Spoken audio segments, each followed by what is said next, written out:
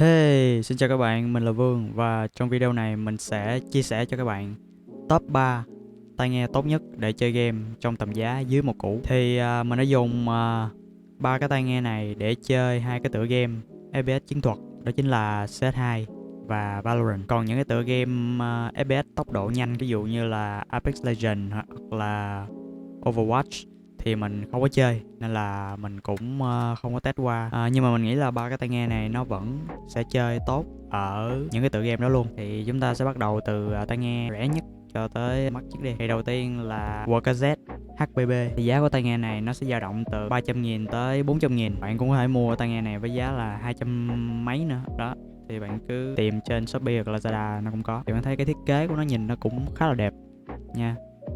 Nhìn nó kiểu nó có sấm sét đồ cái kiểu nè, nhìn nó rất là ngầu đúng không, nhìn nó rất là gaming. Đây là một cái tai nghe đúc tai với cái vỏ ngoài của nó làm bằng nhựa nha. Đó, đây là một cái tai nghe nhiều bass nha, kiểu nặng bass á.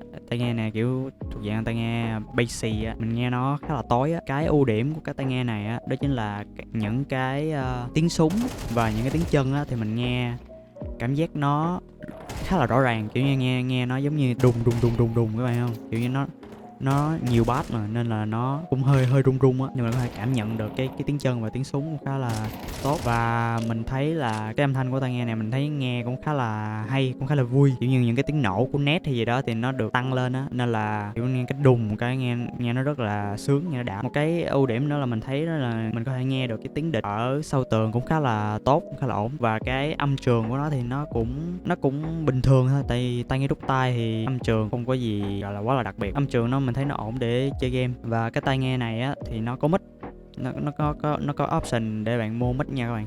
Nó có mic nè. Thì trong ba cái tai nghe này thì chỉ có mỗi cái tai nghe này nó có mic thôi, thì đó là cũng là một cái ưu điểm. Nhưng mà mic của nó thì mình thấy nó khá là bình thường thôi, nó nghe giống như một cái mic thông thường đó. Thì mình sẽ ghi âm lại bằng cái mic đó rồi mình sẽ cho các bạn nghe. Alo alo alo 1234, đây là mic của WKZ HBB. Khi mà mình để gần miệng, alo alo alo alo alo alo alo alo 1234, đây là mic của WKZ HBB. Khi mà mình để nó thả lỏng, alo alo alo alo, nó cũng không có gì quá là xịn sò nhưng mà nó đủ để các bạn chơi game là được rồi. Ok, thì đó là ưu điểm của nó. Còn cái phần nhược điểm á là cái tai nghe này hơi to đối với một số bạn này, bạn thấy không. Nhưng mà mình thì mình thấy đeo cũng thoải mái, mình thấy đeo bình thường. Nhưng mà mình nghĩ là một số bạn có thể là đeo cảm giác không thích á. Đường kính của cái ống tai nghe là 6mm và cái chiều dài của nó là cỡ 4.5mm, thì nó cũng thuộc dạng là to hơn trung bình một tí. Mình phải dùng một khoảng thời gian rồi mình cũng quen. Để học của bên kiểu nó rất là đơn giản nha, kiểu có tai nghe rồi có tiếp tai, có dây, vậy thôi. Một cái nhược điểm đó là cái phần dây của nó khá là dỏm. WKZ thì nó cũng hình như nó là hãng con của KZ á, KZ nữa, nên là cái dây nó cũng khá là dỏm. Một cái nhược điểm đó chính là những cái chi tiết á thì mình cảm thấy nó hơi bị chìm, giống như là nó giống như ở dưới nước vậy. Kiểu như cả trong game và cả nghe nhạc đi chăng nữa thì mình cũng cảm thấy nó, ví dụ như tiếng súng hoặc tiếng chân á, hoặc là giọng hát của ca sĩ á, thì mình thấy nó hơi bị chìm chìm.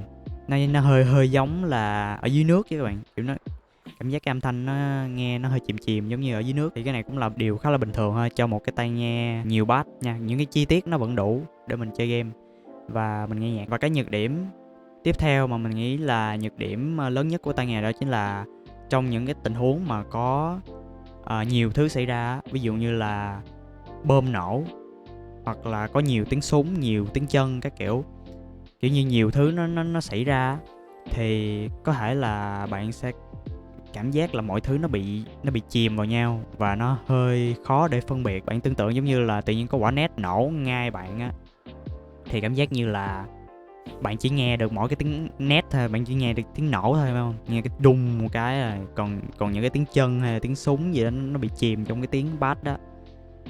Thì đó là cái nhược điểm lớn nhất của tai nghe đó. Nhưng mà còn lại thì mình thấy nó rất là ok. Mình nghĩ nó là một cái lựa chọn khá là tốt để các bạn chơi game cạnh tranh và cũng như là để các bạn nghe nhạc. Mình nghĩ đây là một lựa chọn khá là an toàn để bạn nào mà chơi game rồi nghe nhạc nghe tạp rồi á, kiểu bạn nghe nhiều thể loại bài hát á, tai nghe nhiều bass thì nó hợp hip hop rồi kiểu á, thì bạn nào mà thích hip hop, thích rap kiểu thì tai nghe này có thể sẽ hợp với bạn. Tiếp theo chúng ta sẽ nâng cái mức giá lên là từ 500 đến 600 nghìn.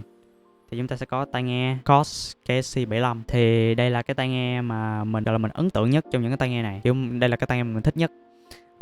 Thì đây có thể gọi là anh em của một cái tai nghe hot TikTok, là cái tai nghe KOS Portal Pro. Nghĩa là bạn nào mà có hay lướt TikTok gì đó chắc bạn cũng có thể nghe qua cái hãng KOS rồi. Thì đây là một cái headphone nha, chứ không phải là earbuds. Nó không phải là tai nghe đút tai, nó là headphone đó các bạn. Thì nó là một cái dạng headphone on ear, nghĩa là nó nằm trên cái tai của bạn. Đây ví dụ như đây là cái tai của mình đi, thì nó nằm trên cái tai bạn như vậy nè.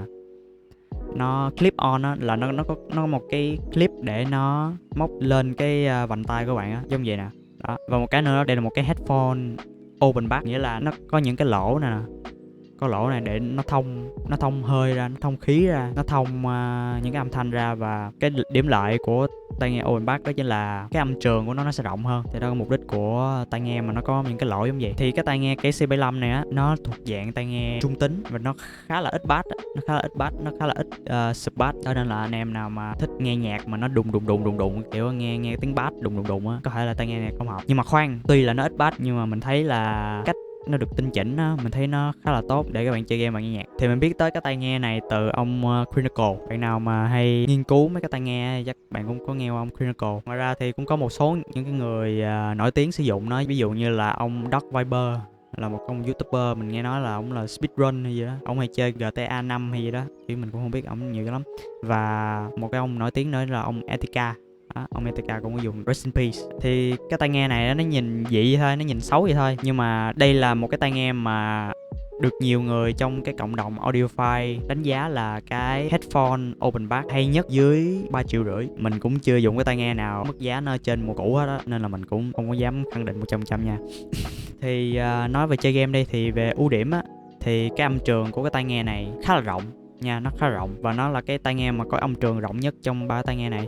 Đơn giản vì nó là một cái headphone open back. Cái việc có một cái âm trường rộng á thì nó sẽ giúp cho các bạn là bạn cảm nhận được cái vị trí của cái âm thanh á, nó gần hay xa, nó sẽ tốt hơn. Đó, ví dụ như là thằng địch nó đang đứng gần hay thằng địch nó đang đứng xa, giống như thằng địch nó đang đứng sau tường hay là nó đang định pick ra hay gì đó, và nó sẽ tốt hơn những cái tai nghe đút tai nha. Những tai nghe đút tai thì nó cảm giác cái âm thanh nó không có được mở như những cái tai nghe headphone open back như này. Kiểu cảm giác những cái tai nghe, âm thanh của những tai nghe đút tai ấy thì nó hơi là nghe ở trong đầu á, kiểu cái âm thanh nó nghe ở trong đầu, nó không có được mở và nó không có được tự nhiên như là cái headphone open back với mình cái C75. Đối với mình á thì mình thấy là khi mà dùng cái C75 á, mình cảm nhận được cái hướng của cái âm thanh nó tốt hơn, kiểu như cái hướng của thằng địch á nó tốt hơn. Ví dụ như là mình đang đứng ở đây đi mà thằng địch nó đang đứng ở đây, thì với tai nghe đút tai á thì có thể là mình nghe cái phạm vi nó là ở đây, kiểu mình đoán là nó vòng ở đây. Nhưng mà với cây C75 mình cảm giác cái phạm vi nó hẹp hơn, hoặc là mình cảm nhận được cái hướng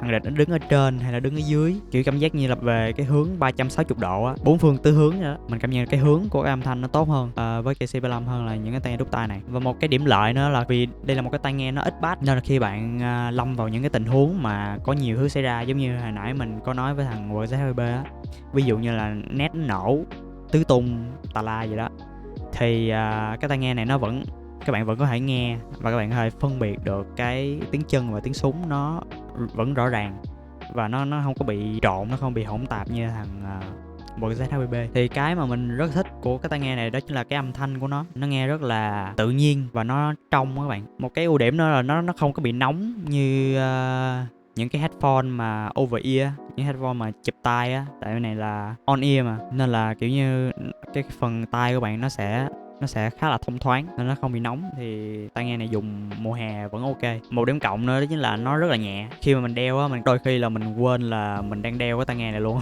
giống như mây á, không? Còn về cái phần nhược điểm á, thứ nhất thì đây là một cái tai nghe clip on nên là có thể nó sẽ gây đau ở vành tai. Một số bạn sẽ cảm thấy đau khi mà dùng tai nghe này. Thì cái clip này bạn có thể bẻ ra được nha, không phải là bẻ gãy nha các bạn, kiểu như bạn uống ra được, thì bạn giữ cái này bạn uống nó ra được. Thì khi mà mới mua thì nó bị ép vô, nó khá là ép vô giống như nè đó, thì bạn có thể nới rộng nó ra để cho nó thoải mái hơn. Hoặc là bạn có thể mua một cái headband, ví dụ giống như là cái headband này nè, Cái headband này á, mình mua trên Shopee á, giá có mấy chục ngàn à. Thì khi mình mua là mình mua kiểu mình mua cái tai nghe này nè, xong rồi mình tháo cái tai nghe ra mình lấy cái headband thôi. Đó, thì nếu mà bạn không thích cái kiểu clip giống vậy, bạn có thể mua một cái headband giống vậy và bạn đẩy cái này ra, đó là nó sẽ ra luôn chứ nó không có gãy nha. Đó thì bạn cứ bật nó ra, xong rồi bạn lấy cái headband này xong bạn gắn vô, khá là đơn giản.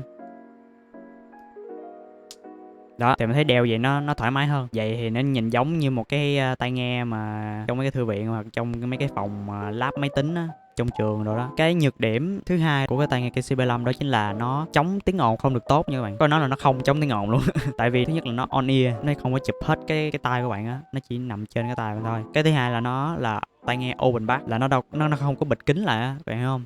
Nó có những cái lỗi mà nó không có bịt kính lại, nên là nó nói chung là nó không có chống tiếng ồn luôn á. Nên là mình chỉ khuyên các bạn mua cái tai nghe này nếu mà bạn chơi game hoặc là bạn nghe nhạc ở những cái nơi mà nó thực sự là yên tĩnh á. Còn với mình á thì cái phòng của mình nó cũng khá là ồn á, tại vì thứ nhất là cái tường của phòng mình là nó khá là mỏng, với lại là mình dùng quạt, và vì cái tường nó mỏng á, nên là mình có thể nghe được cái tiếng chó sủa, tiếng hàng xóm hát, cầu vồng khuyết, rồi chiếc khăn gió ấm gì đó, tiếng cãi lộn gì đó bla bla bla. Nên là mình nghĩ là khi mình chơi game á, nó sẽ khiến bạn khó nghe những cái chi tiết nhỏ, tại vì nó ồn quá mà, nó ồn quá bạn khó nghe. Mà khi nó khó nghe vậy thì nó sẽ khiến cho bạn là muốn tăng cái âm lượng của cái tai nghe lên, thì nó cũng sẽ ảnh hưởng tới cái thính giác của bạn á. Nên là nếu mà bạn chơi trong một cái môi trường nó ồn ào á thì mình cũng không có recommend cái tai nghe này. Thì đây cũng có thể là một ưu điểm với những bạn nào mà muốn dùng một cái tai nghe mà bạn có thể nghe được cái môi trường xung quanh của mình hơn. Ví dụ bạn nào muốn nghe tiếng người thân của mình gọi mình hay gì đó, hoặc là tiếng gõ cửa, tiếng chuông cửa vậy đó, thì đây có thể là một ưu điểm. Nhược điểm thứ ba đó chính là nó sẽ dễ bị leak cái âm thanh mà bạn đang nghe ra, kiểu giống như là bạn nghe nhạc hay là bạn chơi game gì đó mà có một người ngồi kế bên bạn thì người đó cũng sẽ nghe được cái tiếng mà bạn đang nghe. Với lại là bạn dùng mic đi thì có thể là mic của bạn nó có thể bắt được cái âm thanh mà bạn đang nghe. Cái điểm trừ thứ 4 á, là cái chất lượng hoàn thiện của nó khá là rẻ tiền. Thấy là dây nó không phải là dây rời á, và cái dây nó khá là mỏng nên là nó dễ bị đứt á. Nếu mà dùng cây CB5 á thì bạn nên dùng ở một chỗ thôi, chứ bạn đừng có dùng đi vòng vòng á, nó dễ bị đứt lắm. Nhưng mà mình thì mình dùng được 1 năm rồi mà nó vẫn ok. Và cái nhược điểm mình nghĩ chắc là lớn nhất của cái tai nghe đó chính là nó nhìn ngu. Kiểu như mình cảm giác mình đeo cái này mình cảm giác giống như mình là người ngoài hành tinh như vậy. Nhưng mà đối với mình á thì nó ngu, nó xấu vậy thì mình thấy nó đặc biệt hơn các bạn. Kiểu nhìn nó độc lạ Bình Dương á các bạn không? Cũng là một cái mà mình thích của tai nghe, nó nhìn lạ. Nếu mà bạn thực sự thích cái tai nghe này á, mà bạn muốn nâng cấp nó lên á, thì thứ nhất là bạn có thể mua một cái headband giống như nãy mình nói, và cái thứ hai là bạn có thể mua Yaxi pad, cái miếng đệm Yaxi. Thì cái miếng đệm nó sẽ dày hơn cái miếng bọc gốc này.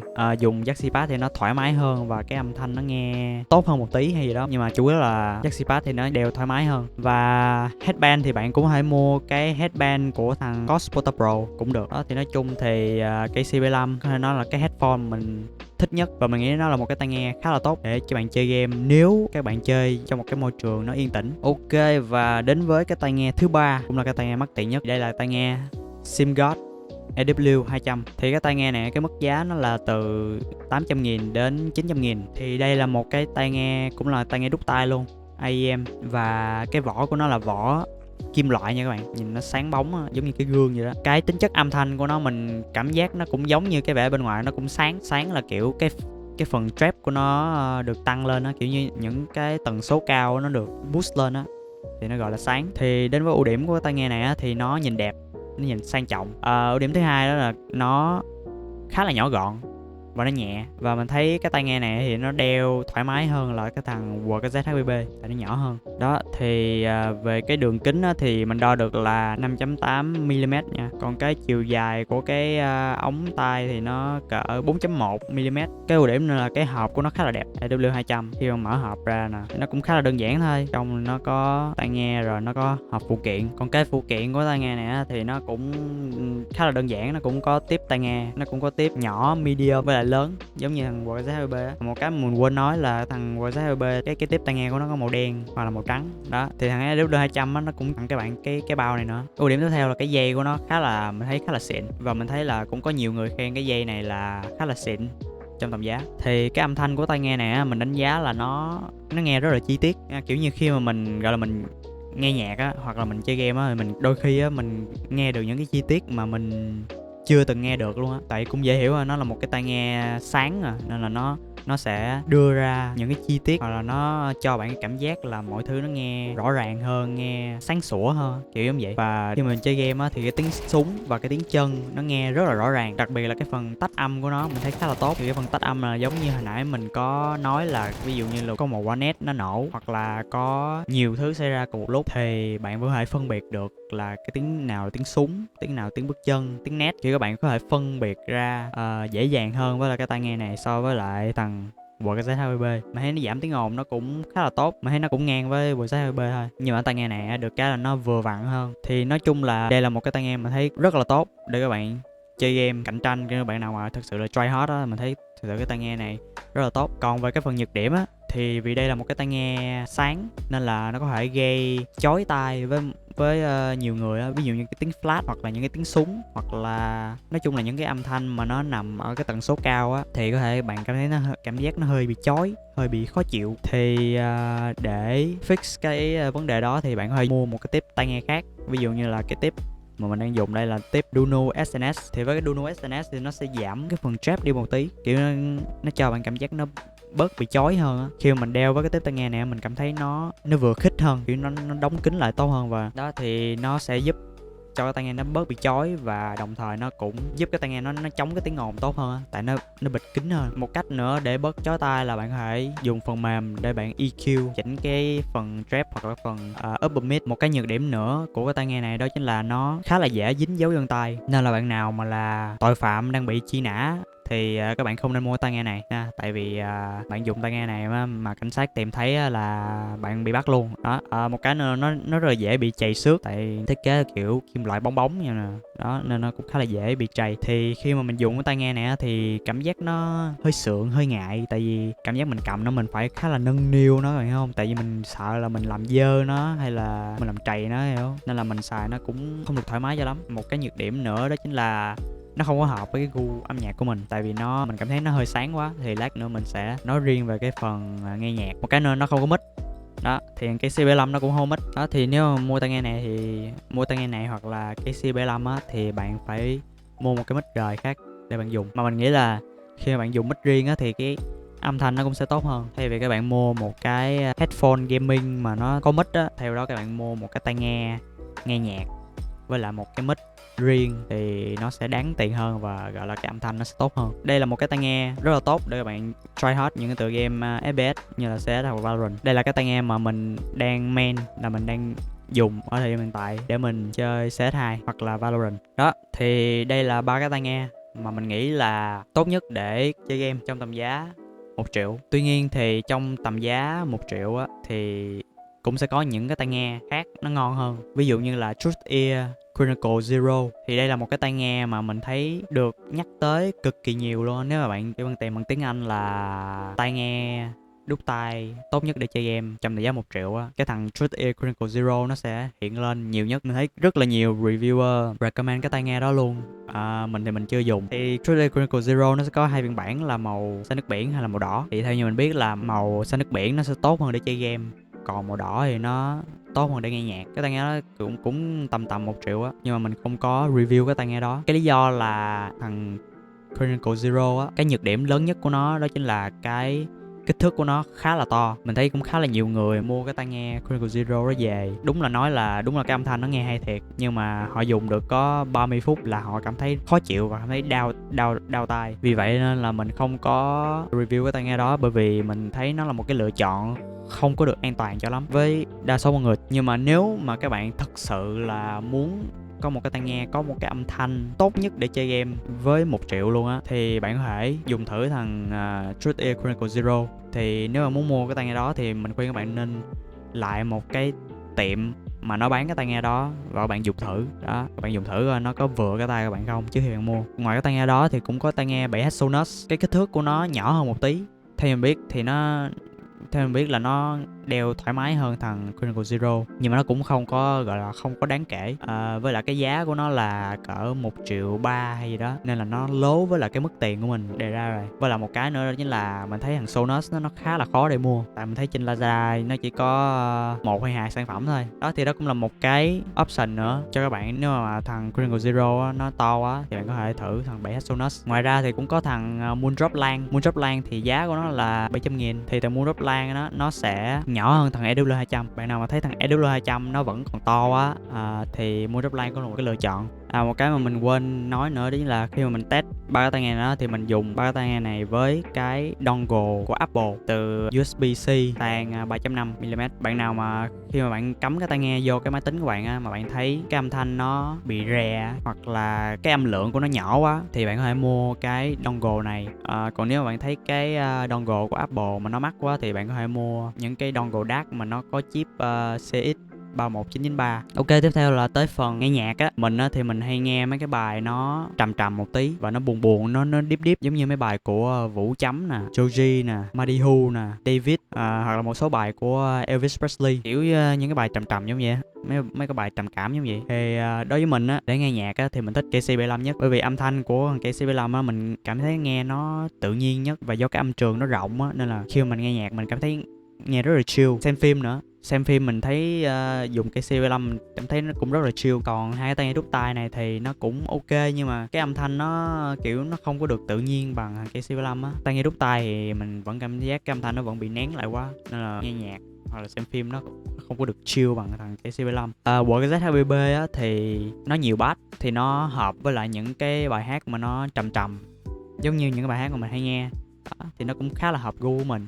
Nhưng mà mình thì mình thấy nó còn hơi tối quá. Theo mình á thì mình thấy là KC75 thì nghe tạp nó tốt hơn của ZHB. Còn EW200 á thì mình không thích nó để nghe nhạc, nó sáng quá, nó nghe hơi chói và nó không có được chill. Để nghe nhạc á thì mình nghĩ nó hợp với những cái thể loại ví dụ như là K-pop, J-pop, hoặc là những cái bài hát mà nó có giọng nữ á. Thì mình cũng có nghe những cái bài giọng nữ, ví dụ như những cái bài hát của Lo Fei hay là Leve đó, thì mình thấy nghe nó cũng khá là hợp.